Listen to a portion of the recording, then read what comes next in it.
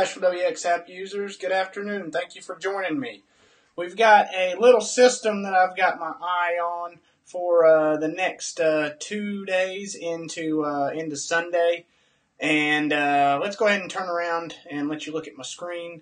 This is, hang on, I'll pull up the most recent NAM 3km, and you'll be able to see this moisture streaming in over the next couple hours here. You can see this it's a baroclinic zone that develops, and some moisture really moves into western North Carolina as the sun rises tomorrow morning. Temperatures will be in the upper 20s with this, so we could have some sleet or even some snow mixing in with this.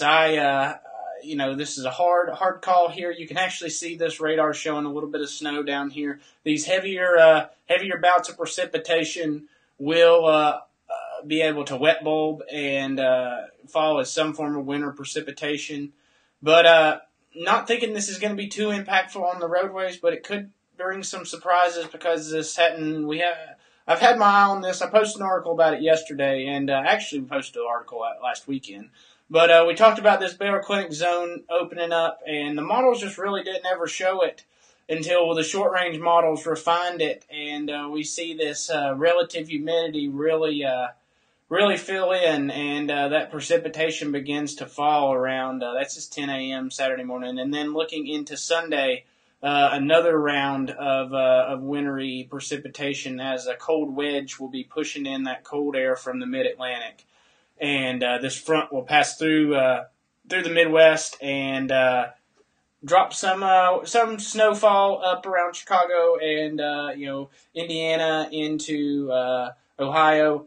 But this cold wedge will eventually erode. But before it does, we could see a slight ice accretion Sunday morning and even into Sunday afternoon. I don't think that wedge will hold on that long around western North Carolina, but in the foothills, areas right along the Blue Ridge Escarpment there could definitely see that extended precipitation and extended freezing surface temperatures through noon or so. Let's show you what the temperatures are like with this model as we run it out. So when that precipitation moves in, I showed you around 5 a.m. showing at the airport of 29. Areas like Boone are very cold, 21. So this precipitation is going to, if it falls as rain, it could freeze to elevated surfaces that have like your trees and the grass. But don't think it's going to be a major event. Just watching this and something to be mindful of and temperatures will warm up as we go through the day into Saturday. We should get in the mid to upper 40s. But that cold air that's entrenched before creates a little bit of havoc as this baroclinic zone develops all the way from Texas. Let me pull up the radar for you right now and show you all the way down in Texas these MPing reports coming in of snow and snow in Texas. This was a little bit of a surprise as well. The models had showed a little bit of freezing rain, but never really showed it extending or becoming too much of a threat. But we have seen winter weather advisories go up around in Texas, and we're seeing that baroclinic zone extend out. You can see this moisture here. Let me put it in motion for you.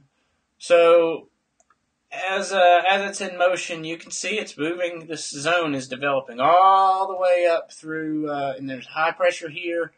It's both coming together, both spinning clockwise, coming all the way, clockwise, coming all the way up, pushing that air, warm, moist air, cold air coming in, meet, and they lift up in the atmosphere, creates what's considered a baroclinic zone, and zone of truncation, and I've called it a couple different things, but you can see that this is coming. This moisture will eventually move into western North Carolina, and could, with the dew points the way they are, we could have some evaporational cooling. If you just read my article, we did a little explanation on how that evaporational cooling allows those snowflakes sometimes to make it through air that is not always frozen. So we could see that dry air will be dew points will be in the low 20s, upper teens. So really just something to watch for moving over into tomorrow, and then another round into Sunday. So just keep your eye on that. Make sure you let me know what you're seeing and your reports in the Asheville WX weather community. We'll talk a little bit about Sunday. Here's that high pressure I was talking about. This is the most recent NAM.